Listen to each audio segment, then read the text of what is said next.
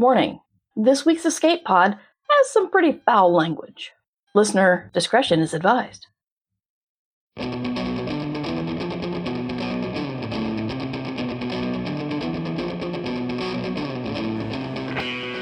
Escape Pod, Episode 1003, Billionaire's Tears, by Vanessa Richie-Thode.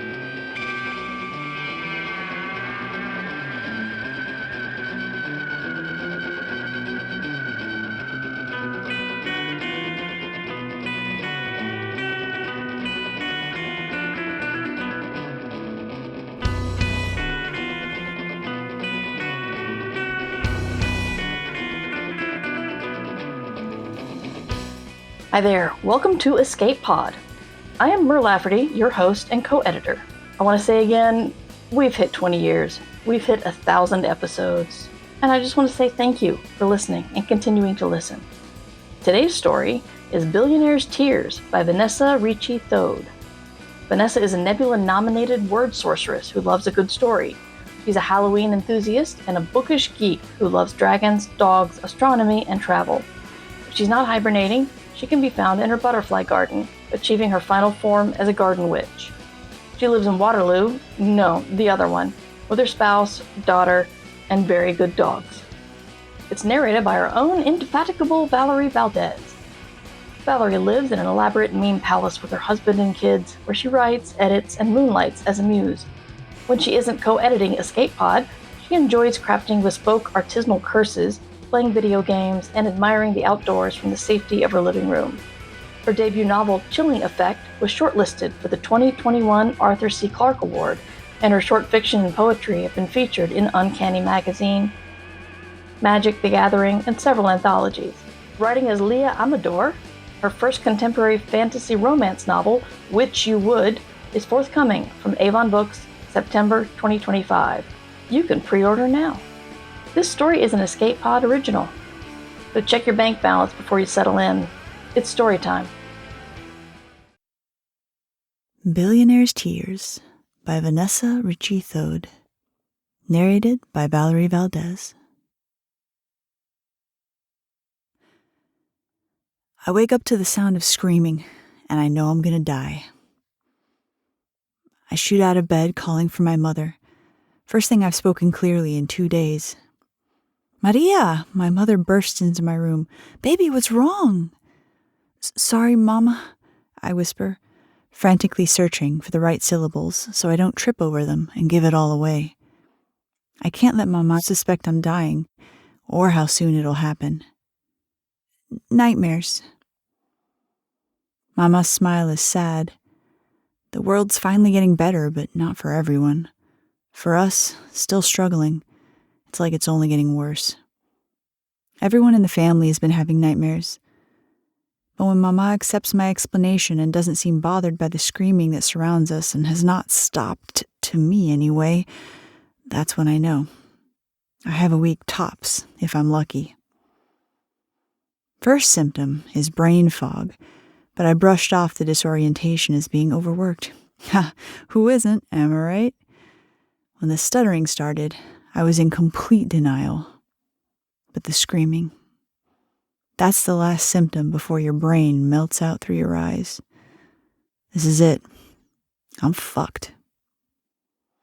Get dressed, baby. You'll be late for work. I smile, forced and tight and desperate to appear reassuring. Mama clears out of the room I share with my sister, who's at school by now, and I collapse back into bed. What am I going to do? How is this possible? There's no point in going to work. Fuck that.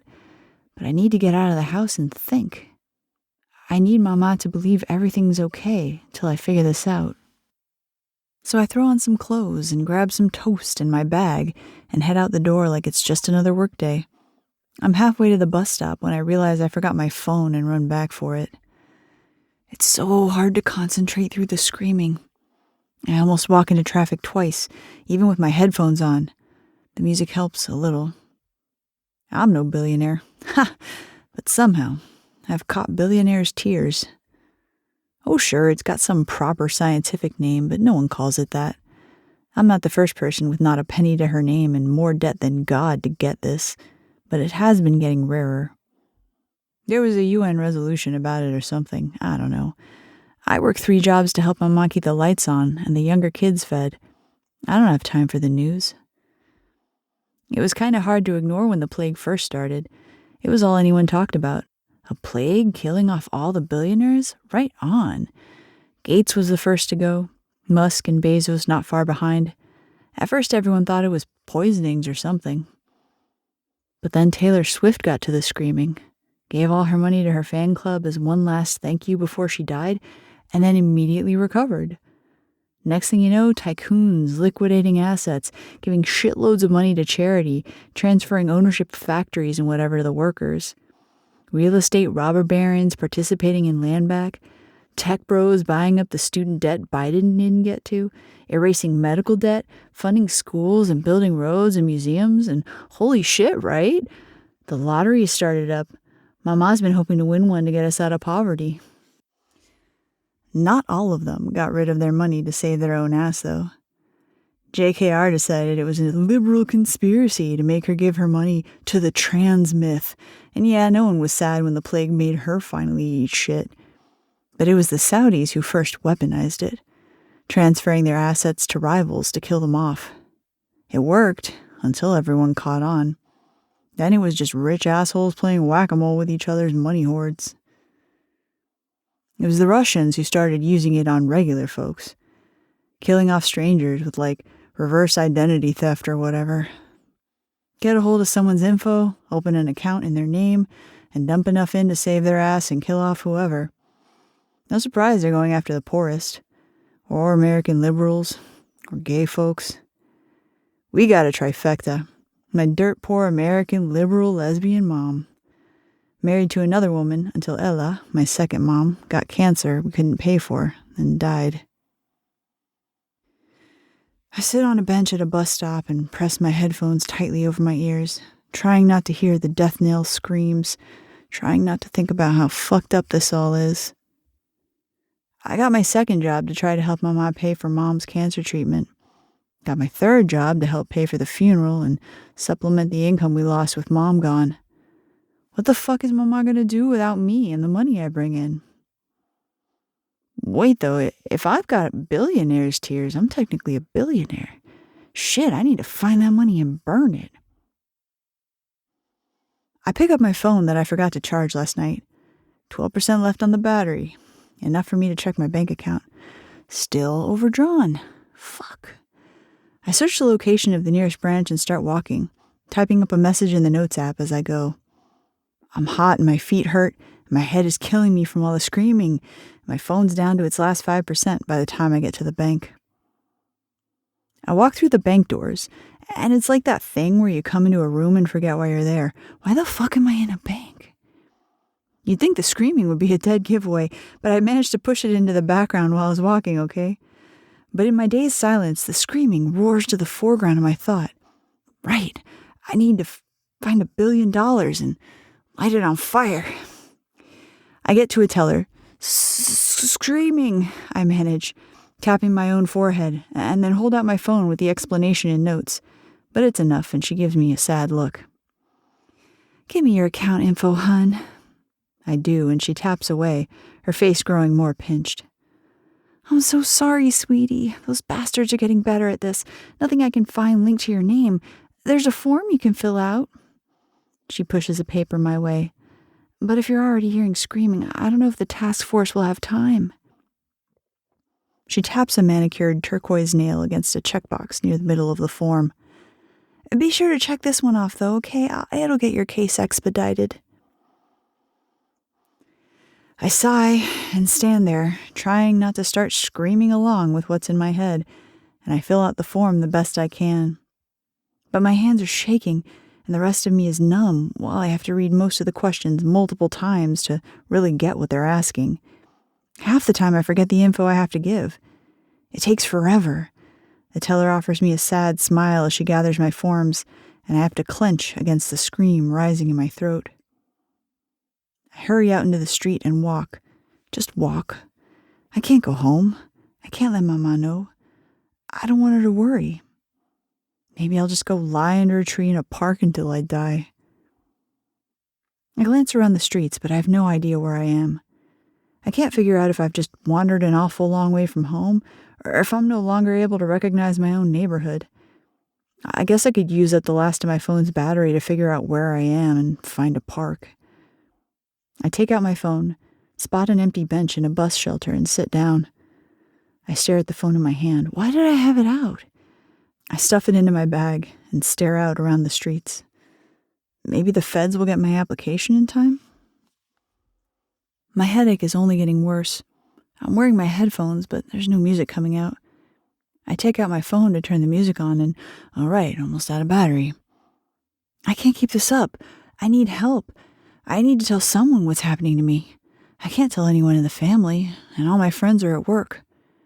I press my hands over the headphones, pushing them hard against the side of my head like I can stuff the screams away into silence. There's got to be someone who can help me. I take out the phone again and open up Facebook and start scrolling. Someone's got to be home, right? I must know someone still working remote or unemployed or... I gasp. It's a picture posted by a friend of a friend from a party over the weekend. I forget the friend and friend of a friend's name, but Switch is in the picture. She's supposed to be some big deal hacker now. I think her actual name is Tara or something, but everyone always knew her as Switch. And I guess that's for the best that none of us knew her dead name back then, because I cannot ask Switch for help. God, I was such an asshole to her. Okay, asshole is an understatement. I was a transphobic, bullying little bitch who drank in all the garbage in the news and took way too long to question it. Fuck, I'm so fucked. But I'm already on my feet, phone in hand, moving purposefully down the street. Probably in the wrong direction. Down to 3% on the phone when I track down an approximation of Switch's address, or at least where she lived in high school. I get her address on the map and put my phone in airplane mode, turning it on again only when I'm not sure where I am in my progress. For a little while, I stay on the little blue line that Google has given me. Then I suddenly find myself blocks away from my route. The phone is at 1% when I give up and hail a cab. The cab lets me out where I asked, but I definitely do not see Switch's house.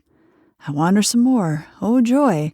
But at least the cabbie has left the radio on, and it distracted a bit from the screaming, and that's left me with about 7% more energy than I had when I left the bank. Things start to look familiar, and then I spot what I'm about 89% sure is Switch's house, or the house she lived in high school.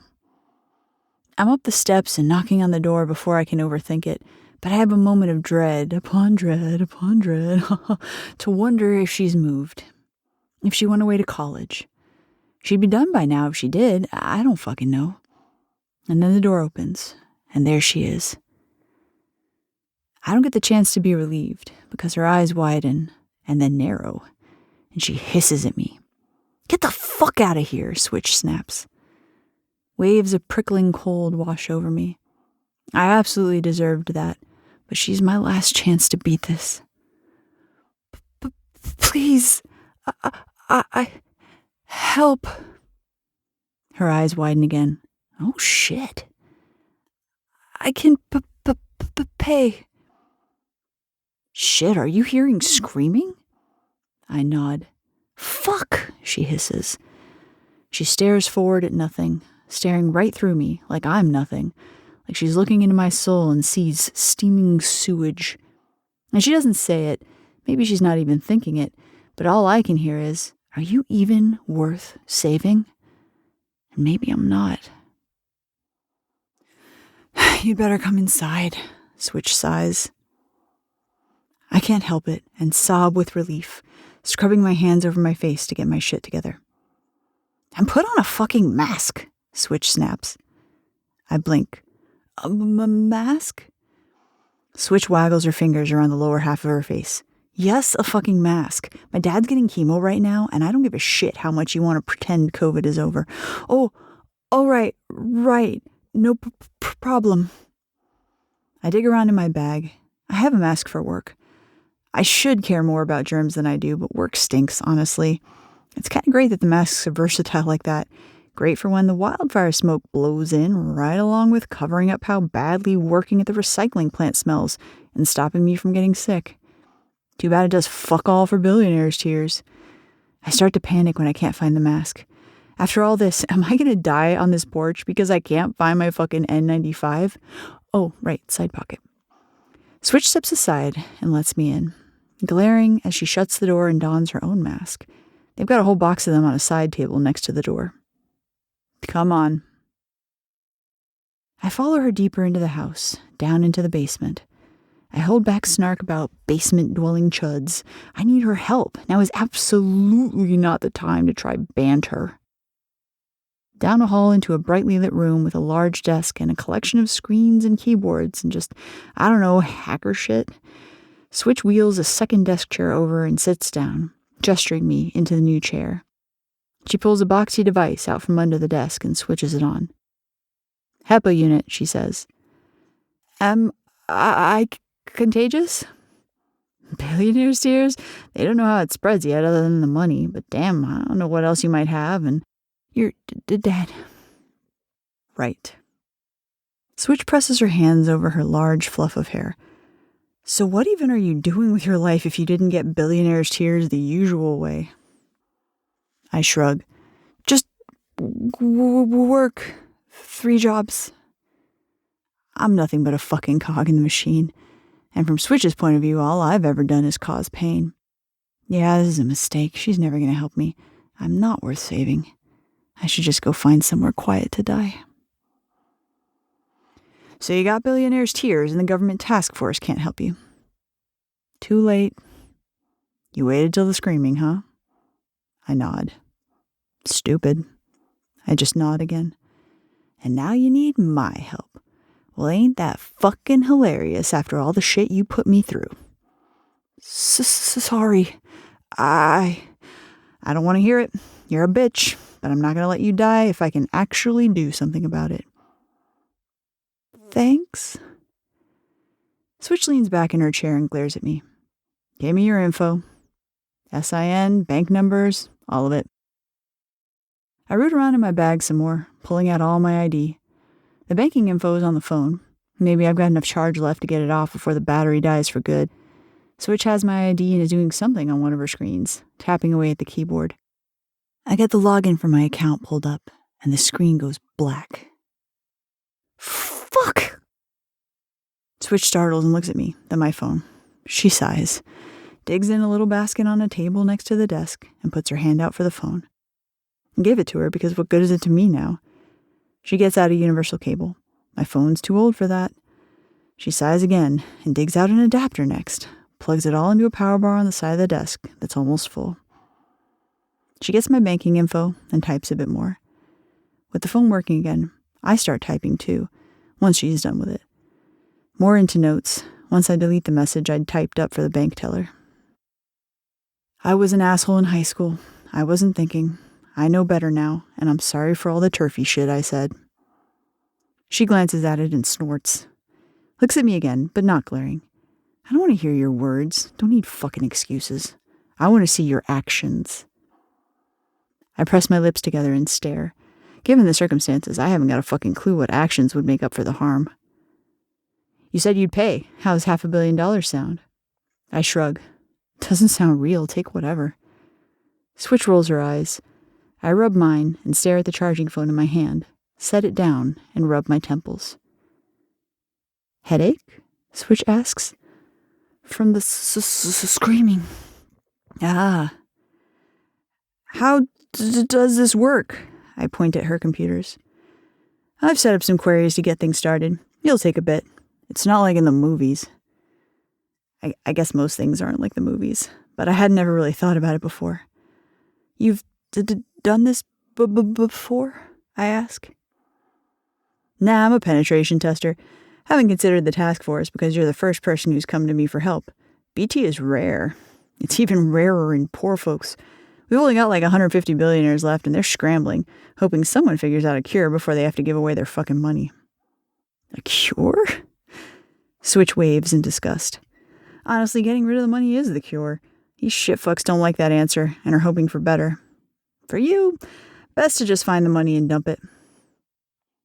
Yes. I rub my forehead, like that can do anything for the pain. Here. Switch digs in another crate that looks like it primarily contains wires and pulls out a set of big, chunky headphones. Noise canceling. Might help if you play music you find soothing. I get the headphones set up with my phone and start playing one of the 10-hour remixes of that TikTok sea shanty thing that went viral a while back. Shut up, I like it, okay? And it's like God just zapped the music into my brain. It almost drowns out the screaming. I don't know if I drifted off there or not, but I startle when Switch says my name. I found it, she says. She shakes her head and lets out a low whistle. It's $3.72 billion. So this will take a little more work than I thought. How do you mean? If it was only $1 billion or so, I figured taking half of it would be enough. Neither of us winds up a billionaire, and your screaming stops, and your brain stays in your fucking head. Simple enough transfer. But with this much? She shrugs. What's your fuck you money wish list? My what? You know, if you had fuck you money, how would you spend it? Not like on yourself. To help others. I shrug. Never thought about it. Switch gives me side eye. You're kidding. I was never gonna have that kind of money. Seemed like an exercise in misery. Switch sighs again. Look, I'm gonna transfer all of it into my account and close this fake one this fucker dumped on you. I'll put $500 million in your actual account and keep the same amount in mine, but we still need to get rid of $2.72 billion. I rub my face, forget the mask is there, and almost knock it off. These numbers do not sound real. What does $2 billion even mean? My insides are vibrating and spicy as her words sink in. $500 million in my account. $500 million for me and Mama and my brothers and sister. Holy shit. I leaned forward, gasping. Yeah, I'm still a little giddy thinking of what I'm going to do with $500 million. First thing is getting Daddy that good damn chemo. But shit. Buy a yacht? The fuck you gonna do with a yacht? Let the orcas sink it? Switch laughs. Her head is tilted back, eyes shut, whole body shaking with it. I've never seen her laugh like this. My role in her world has always been causing misery up until now. I like her laugh. It's high and light and wild. She wipes at tears in the corners of her eyes and turns away from me, clackety-clacking at her keyboard again. I'll probably keep working just because I like it, Switch says, but maybe I don't gotta work quite so much. What about you? I already quit. Right, but what are you gonna do? Just lie around and get high all day? I wince and shake my head. You must have something you've always wanted to do. I shrug. You had dreams when you were a kid, back before the future became ugly. Ballerina. I wrinkle my nose. Not anymore. Right. Switch chuckles. Go home and think about it. I'll get the transfers going, but it'll take some time. I've got the expedited transfer codes the task force uses, but even still, it's going to take about 12 hours to complete.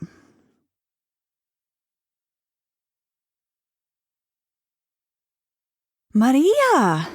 I fly out of bed when Mama bursts into my room. What are you doing? You're late for work. And Thomas called yesterday and said you didn't show up. I had meant to tell Mama what was going on, but ended up spending the rest of my day Googling what other people did to unload their billions. Then I fell asleep. I quit my jobs, Mama. Baby, what is wrong with you? How are we going to make rent? I cross the room and take her hands. It's going to be okay, Mama. And I realize all at once that the screaming and the stuttering are gone. I start sobbing.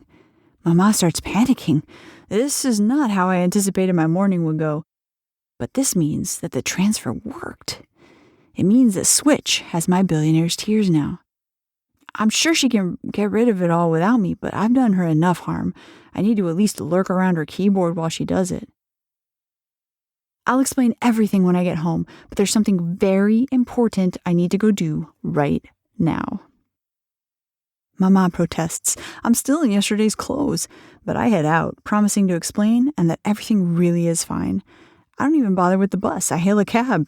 Maybe we can finally buy a car? Maybe I'll buy a limo.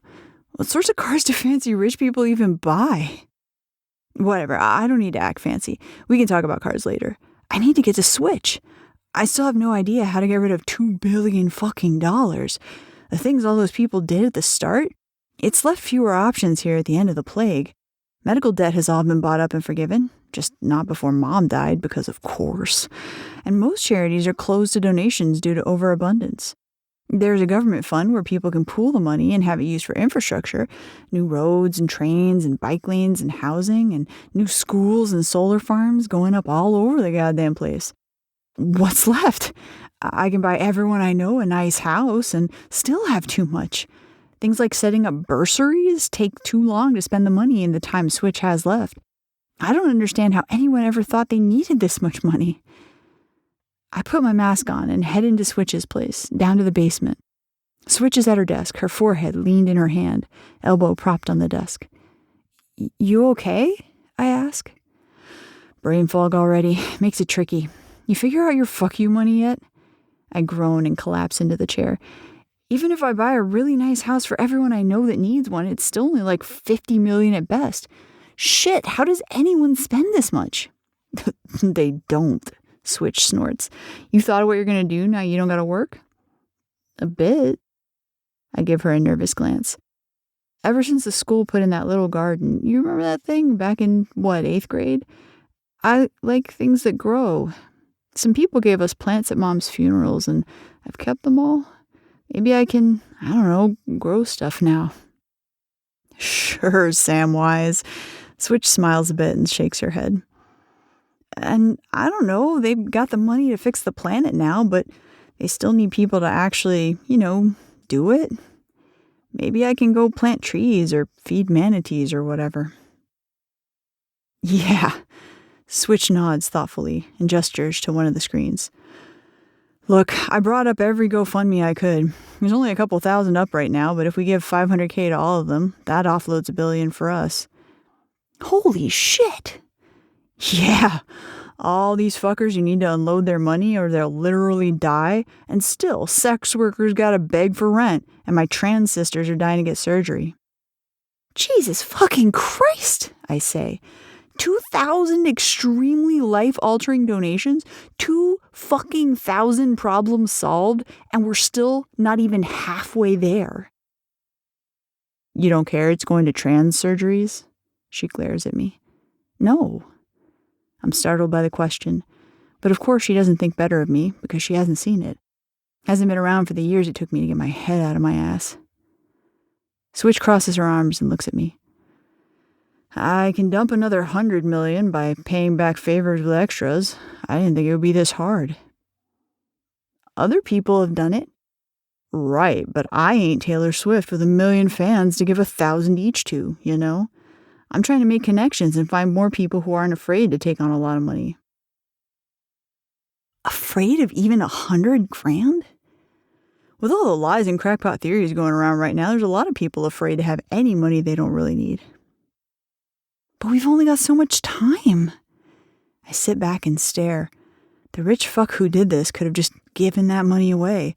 Could have fixed 2,000 problems without trying to kill anyone. And then it hits me. The amount. 3-point-whatever billion is a real specific number, I say. I assume the fucker left himself just enough to not be a billionaire anymore. How many billionaires left had about 3-point-whatever? Switch's eyes widen. You want to find the fucker who did this? I think I deserve to know who tried to kill me. Switch is on the computer, doing more clackety magic. You want revenge? Wouldn't you? Switch gives me side-eye. Sometimes. And then I clench against the realization of what I'm saying.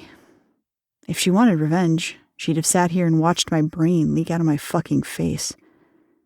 What does that say about me? But yeah, this is different, Switch says. Fucker was already out there destroying the world and then went and made it personal. How? Am I really going to do this? I think about the screaming, about what kind of death I just avoided, about how I almost left Mama and the kids with no one and nothing. Yeah, I'm doing this. Switch is watching me. How much does a team of mercenaries cost? Switch cackles again. I got no fucking idea. Let's find out. They gotta call themselves Team Orca, though. Switch and I both dissolve into ugly crying laughter. All right, maybe you don't suck that much, Switch says, wiping tears from her eyes. But we're still not friends. I nod solemnly, wiping my own face. Let's get this done. Switch hands me a laptop while she starts a new search. You start giving $500K to every GoFundMe open these tabs, I'll hire you some assassins. My heartbeat speeds up, and my hands go so numb I almost drop the laptop. I give her a grin. Let's fucking go.